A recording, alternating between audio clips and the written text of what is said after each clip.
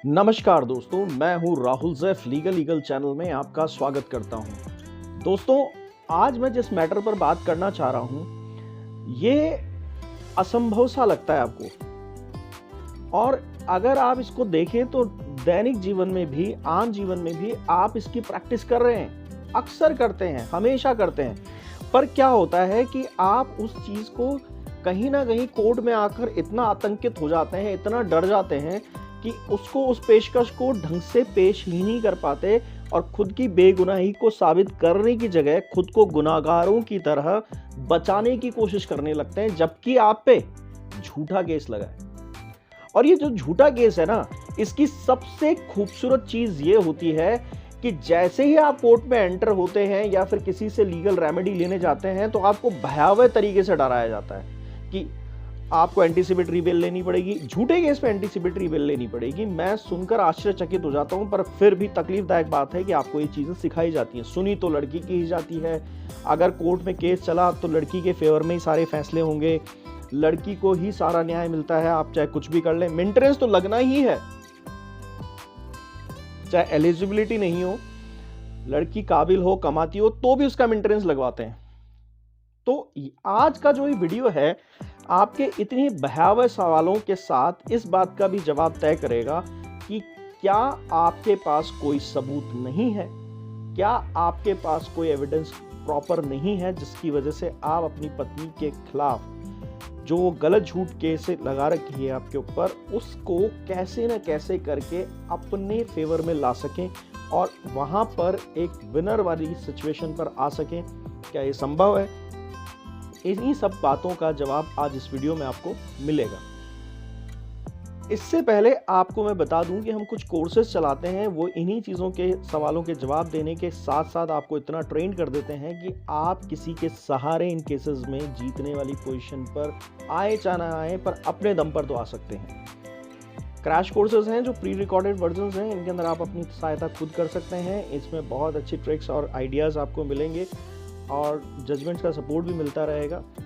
दूसरा, crash course में एक लिमिटेशन है कि मैं और मेरी टीम उसमें साथ नहीं होते, आपको अपनी तरीके से तैयारी करनी होती है। मेन कोर्सेज जो होते हैं, इनके अंदर आपको जस्टिफाई करना होता है, खुद को इन्वॉल्व करना होता है। रिजल्ट यहाँ पर आपके ज़्यादा इफेक्टिवली आते हैं।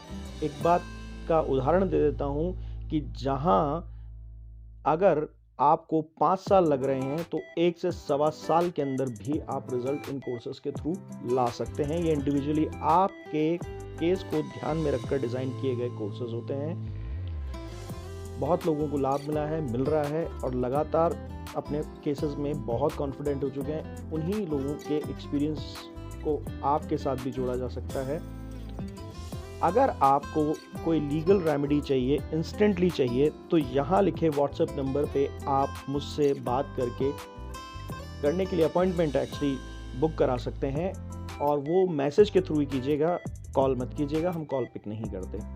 आज मैं फिर अपने उसी मुद्दे पर आता हूँ जिसके लिए आप और हम इस वीडियो में रूबरू हुए हैं। देखिए दोस्तों, आप जिस चीज़ को सच मान बैठते हैं कई बार, क्योंकि आपको यही पता है कि जो मुझे नहीं पता वो वकील साहब को पता है, यानी लॉ की नॉलेज, यानी वो जो कह रहे होंगे वो फैक्चुअली सही होगा। पर पता नहीं क्यों मैं ये देखता हूँ कि जनरली एक बड़ी गलत प्रैक्टिस लोअर कोर्ट्स के अंदर की जाती है लीगल एडवाइजर्स के थ्रू। वो लड़कों को मिसगाइड ज़्यादा करते हैं बजाय इसके कि उन्हें सही नॉलेज देने के। इसी वजह से आपको YouTube पर इस तरह के चैनल्स पसंद आते हैं, और एक कॉन्ट्राडिक्शन भी होता है जो काफ़ी लोग आज मानेंगे इस बात को, कि जो आपके लीगल एडवाइज़र हैं, जो आपके कानूनी सलाहकार हैं, जो पैरोकारिता करते हैं आपके केसेस में, आगे बढ़कर आपके लिए रिप्रेजेंटेशन देते हैं केसेस के अंदर, वो ही आपको मेरी इन बातों से अलहदा कोई बात कहेंगे या फिर इन बातों को मानेंगे ही नहीं, इनकार कर देंगे कि नहीं, ऐसा नहीं होता। पर ऐसा ही होता है कि अक्सर ये गलत प्रैक्टिस ही आपको केस में एक भयावह भूत की तरह नजर आने लगता है, आपका 498A और DV। जबकि झूठा 498A DV जो है, वो अगर आप पे थोपा गया है तो वो बहुत आसान है डिफेंड करना। मैं सबसे पहली बात ये कहूँगा कि अगर आपके ऊपर कोई केस लगाया गया है कि पत्नी ने कह दिया फादर ने रेप करने की कोशिश की या ब्रदर ने छेड़छाड़ करने की कोशिश की, जीजाजी ने रेप करने की कोशिश की आपके, और उनका नाम लिखवा दिया तो क्या हो गया? कुछ नहीं होता। एंटीसिपेटरी बिल लेने की जरूरत नहीं है क्योंकि कुछ नहीं होता उनसे। मगर ये जो केसेस होते हैं, इस तरह से जो झूठ अगर वो लिखवा सकती है तो आप अपना फैक्ट के सामने नहीं रख सकते। जब उसके बयानों पर केस बन गया आप पे, तो आपको वहां पर सिर्फ अपना जवाब ही तो दाखिल करना है। कारण क्या है कि जितनी बातें वो बोल रही है उन सब के लिए उसको प्रूव करना पड़ेगा। यानी आप पर लोड नहीं है कि आप सोचें कि अब मैं, जैसे कई बार मुझसे कई बार लोग कंसल्टेंसी के वक्त भी बात कर रहे होते हैं, सर उसने तो लिखवा दिया, उसने तो कोर्ट में बोल दिया। बोलने दो ना, कुछ नहीं होता, बोलने दो। आपको दो चीजें याद रखनी है कि बिना सबूत के भी आप इस केस को इसलिए जीत सकते हैं क्योंकि आपकी पत्नी ने झूठा केस लिखाया है।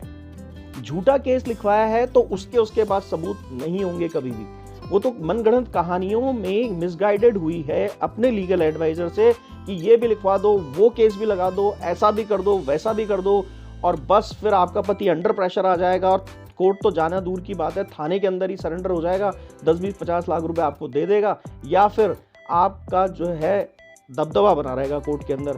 और आप उस जो उनकी बनाई हुई जो पत्नी के लिए रेमेडी है उसके जाल में फंस जाते हैं, क्योंकि आपके लीगल एडवाइजर भी पता नहीं क्यों, काफी लड़कों का मैंने ये एक्सपीरियंस सुना है कि इन्हीं चीजों को प्रमोट करते हैं कि आपका तो कुछ नहीं होगा, केस तो आप जीत ही नहीं सकते। अरे भाई, झूठा केस क्यों नहीं जीत सकते?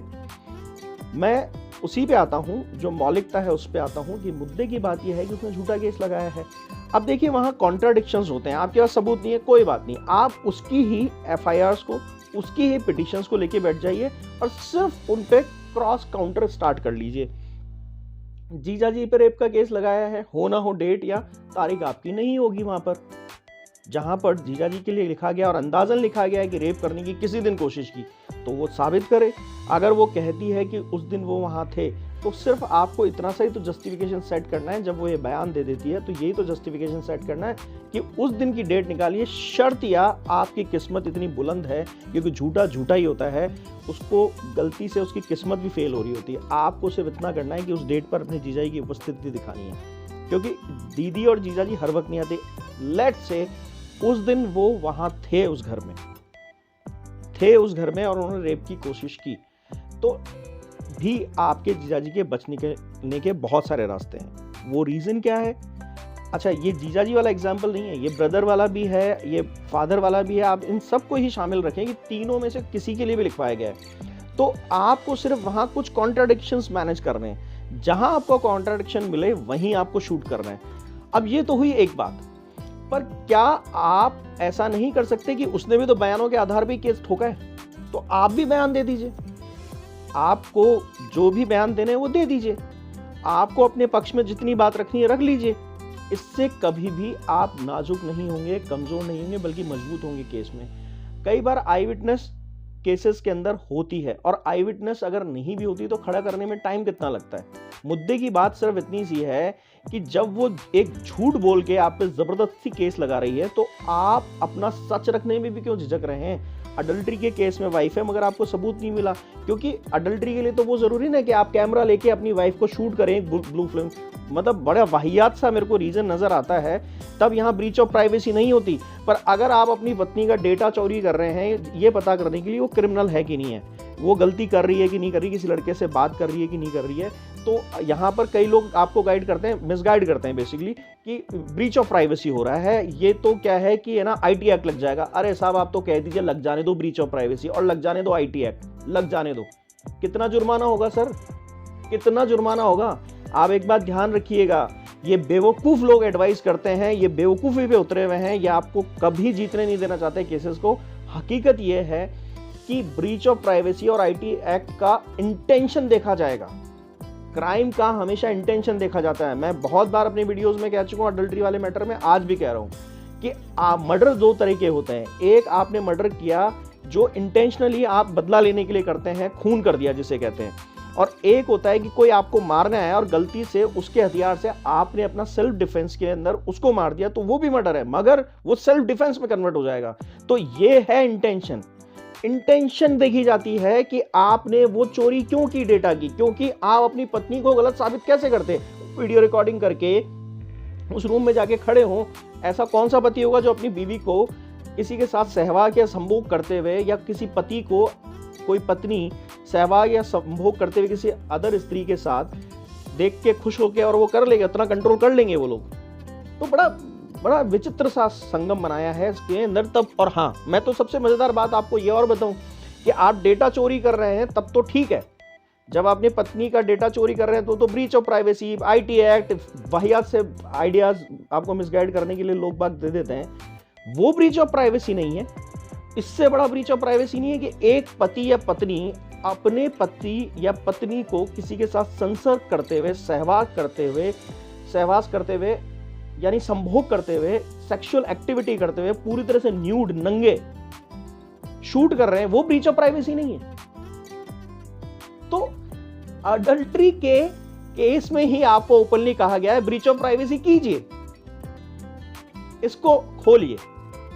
ये बेसिकली ब्लॉक हो जाता है केसेस के अंदर, आपका जो दिमाग है ना वो चलना ब्लॉक हो जाता है। इसलिए आप थोड़ा सा गौर से देखिए कि खुद 497 जो है वो आपको प्रमोट करता है कि आप ब्रीच ऑफ प्राइवेसी के बारे में जाइए। कहां है ब्रीच ऑफ प्राइवेसी उस केस है? आपने डेटा चोरी किया तो वो ब्रीच ऑफ प्राइवेसी है, और आपने अगर डेटा चोरी नहीं किया और सिर्फ एक नंगी फिल्म 4-5 बार शूट कर ली तो ब्रीच ऑफ प्राइवेसी नहीं है। जब आप फिर उसको ले जाके जूरीज के पैनल्स के अंदर दिखाते हैं, 10-5 आदमी पुलिस स्टेशन से लेके कोर्ट रूम तक उसको देखते हैं, तब वो ब्रीच ऑफ प्राइवेसी नहीं है आपके पति या पत्नी। वो नंगी मूवी देखना। देखिए साहब, कड़क और गंदा इसलिए बोल रहा हूं, जहरीला इसलिए बोल रहा हूं कि आप समझ सकें कि सब कुछ संभव है, लड़ना आना चाहिए झूठे केसेस के अंदर। यानी कि आप जितना ज्यादा ऑफेंसिव होंगे उतना ज्यादा रिजल्ट ओरिएंटेड होंगे, यानी जितना आक्रामक होंगे उतने रिजल्ट के नजदीक पहुंचेंगे, और जितना डिफेंसिव होंगे उतने ज्यादा आप रिजल्ट से दूर होंगे। मैं तो एक बात कहता हूं, क्या 2020 मैच में आप सिर्फ विकेट बचा के गेम खेल सकते हैं? यानी आप शॉट नहीं मारे, विकेट बचाते रहे तो क्या लास्ट बॉल पर आप जीत रहे होंगे? नहीं, बिल्कुल नहीं। आपको आक्रामकता तो दिखानी ही पड़ेगी। अगर आपको अपना केस जल्दी खत्म करना है तो झूठे केसेस के अंदर आपको लड़ाकू बनना ही होगा। आप भी सारे बयान दीजिए। अब मैं आपको बता देता हूं, काउंटर केस करने का मन है बिल्कुल कीजिए, और अगर आपको लगता है कि आपकी वाइफ आप पे केस करने वाली है, जो शुरुआती लोग जो मेरा वीडियो देख रहे हैं, तो आप बकायदा अपने घर से अपनी मम्मी पे हुए अत्याचार की वजह से डीवी का केस लगा दीजिए। मैं बात क्या कर रहा हूं, सबूत ना हो, तथ्यात्मक बातें तो कर पाएंगे कोर्ट के अंदर, तो आप बकायदा वहां पर अगर अपनी स्टोरी के बेस पे अपनी मदर या सिस्टर जो आपके साथ रह रही है, अगर वो कुंवारी हैं तो एक ही छत के नीचे रह रही है, तो उनकी तरफ से डीवी का केस पहले इंपोज कर दीजिए। या फिर आपको लगता है कि आपकी वाइफ जो है वो आपके घर वालों को फंसा सकती है, तो आप भी उसके 4 रिश्तेदारों को फंसाइए जो दहेज देने के अंदर उनका नाम लिखवा रही हैं कि साहब मेरे मामा जी इनके घर पे पैसे देने लग गए 2 लाख रुपए। तो अभी मैंने एक शॉर्ट वीडियो बनाया था अबैट के लिए, यानी दहेज लेना तो अपराध है, मगर उसे किसी भी तरह से किसी भी रूप में प्रोत्साहित करना, यानी उसका, मान लीजिए 2 जने कह रहे हैं कि दहेज दिया था और लड़की वाली कह रहे हैं कि भाई हमारे मामा जी या पड़ोसी के सामने दिया था, तो वो भी उसमें अपराधी हैं। आप उन्हें बकायदा काउंटर मारिए अगर उसने अपनी पिटीशन में कोई इस तरह की बात लिखी है तो आप जो है लड़ाका बनिए, पर इस तरह के लड़ाका नहीं जो खुद ही अपने आप की क्षति कर दे। इस तरह के लड़ाका जो कि युद्ध को जीतना चाहता है, लड़ना नहीं चाहता। लड़ने का कोई अंत नहीं है, जीतने का एक आरंभ और अंत तय कीजिए और अपने केस में जल्दी से जल्दी बाहर आइए। हो सकता है दोस्तों आज का ये वीडियो आपको लंबा लग रहा हो, पर जरूरी चीज यह है कि क्यों मानते हैं कि झूठे केसेस जो होते हैं उसके अंदर सबूतों की जरूरत होती है। आपको एविडेंस क्रिएट करना है, आप उसका मैनिपुलेशन क्रिएट कीजिए। जो भी केस आपके खिलाफ बनाया गया है उसका सिर्फ मैनिपुलेशन भी क्रिएट कर लेंगे ना, यानी उसमें कॉन्ट्राडिक्शन ढूंढ लिया, उसके अंदर कुछ चीजें ऐसी हैं जो उन्होंने झूठ बोला है, उनको पकड़कर आपको सिर्फ कोर्ट के सामने रख दिया और 4 बातें अपने फैक्चुअली बता दी। आपको पता है कि मैं उसका सबूत नहीं दे पाऊंगा, पर अपनी बात तो रखिए। किसने कहा कि आपके मुंह पे ताला लगा के बैठ जाइए? अगर कोई वकील आपको ये कहता है कि इसका सबूत लाओ, अगर इसका सबूत नहीं है तो आपको ये नहीं मिलेगा, वो नहीं मिलेगा, आपके खिलाफ केस लग जाएगा, लग जाने दो ना हमारे खिलाफ केस। हम कौन सा झूठ बोल रहे हैं लड़की वालों की तरफ से? हम तो साबित भी कर देंगे कि लड़की झूठ बोल रही है कहीं ना कहीं तो। और केस में आक्रामकता रखने के लिए थोड़ा डेट्स फास्ट लीजिए, अपनी प्रोसीडिंग्स तेज चलाइए और कोशिश कीजिए कि ऐसी बेंचेस में ज़्यादातर जगह पर आपका केस लगे जहां पर थोड़ा जजेस इन चीज़ों के अंदर रेमेडीज जो है फास्ट दे रहे हो। और अगर फिर भी अगर आपका 2-3 साल पुराना केस हो चुका है तो फास्ट ट्रैक अदालत में अप्लाई कर दीजिए हाई कोर्ट में, और फास्ट ट्रैक अदालत का ऑप्शन का ऑर्डर करवा दीजिए लोअर कोर्ट को, जिससे जल्दी जल्दी आपका केस खत्म हो जाए।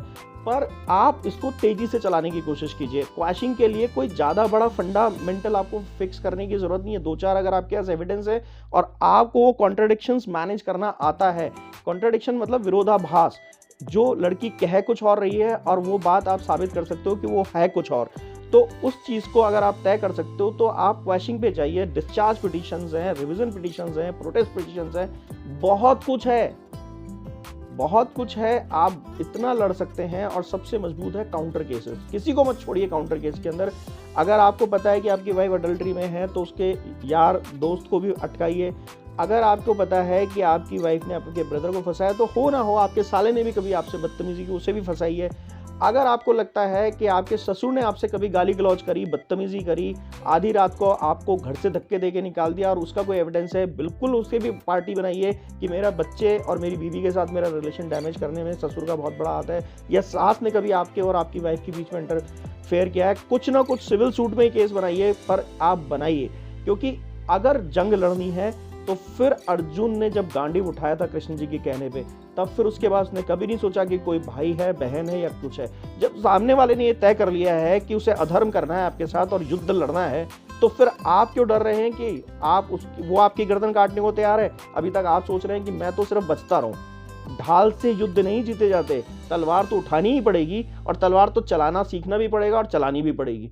तो ढाल तो सिर्फ एक बार तलवार का वार रोकने के काम आती है, पर तलवार का सामने से वार तब तक आता रहेगा जब तक कि आप सामने वाले को मारकर युद्ध नहीं जीत जाते। मैं किसी को मारने की बात नहीं कर रहा हूं, पर युद्ध जीतने की बात कर रहा हूं। तो इसलिए मैं आपको प्रमोट करता हूं कि आप हर झूठे केस के अंदर बिना सबूत भी कई तरीकों से केसेस को जीत सकते हैं। दोस्तों, वीडियो अच्छा लगा तो अपने जैसे भाइयों को ये वीडियो शेयर कीजिए, जिससे उनका भी लाभ हो। और आप मान के चलिए कि जब हम किसी को उसके दुख में कोई सपोर्ट किसी भी तरह का किसी भी एंगल से करते हैं, तो जो दुआएं मिलती हैं ना, वो हमारे केस में भी फायदा देती हैं। तो शेयर कीजिए, उन्हें भी इन्फॉर्मेशन और नॉलेज मिलने दीजिए। दूसरी चीज़, आप लाइक कीजिए अगर आपको ये वीडियो अच्छा लगता है, और सब्सक्राइब कर दीजिए, रेगुलर वीडियोस देखने आते हैं। और अगर इस चैनल पर पहली बार आए तब भी कमेंट सेक्शन में बताइएगा कि आज का मेरा जो ये वीडियो है इसमें आपको कितनी तसल्ली मिली और आप कितने प्रवेग से अब अपने केस को लड़ना चाह रहे हैं। Thank you.